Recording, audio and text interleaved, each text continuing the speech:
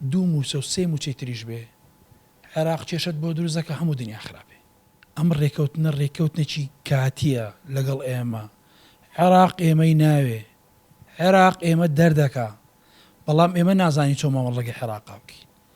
دڵنیا بەلەوەی لە ریفراندۆم چۆن خەڵک، یانی ئێمە دەنگماندا دەنگ بەس دەنگماندا ئێمە سەر بە خۆیمان دێ چیان لێکردن، چی هێرشەک و چی هێزێکیان بەکارهێنا بەرامبەر بەهارێ کەرا بەرامبەر داعش نیان کرد، ئەوی بەرامبەر ئێمە کردیان چکە ئەوان بەرامبەر داعشکان، بەڵام ئەوان هاتن بەرامبەر ئێمە چی هێز هەبوو هیانە مەنتیقا.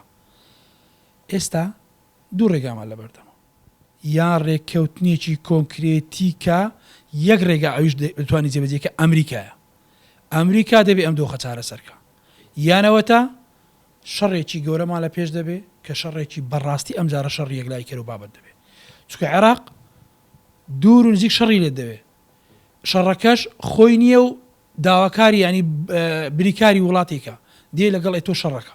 بۆیە ئەو دۆخێکی ئێستا هەیە نەوتی هەرێمی کوردستان ڕادەست دەکەی ڕازی نین، داهات دە 50 ملیارە و دەکەی 120 میلیار ڕازی نین، هەرچی دەکەی ڕازی نین.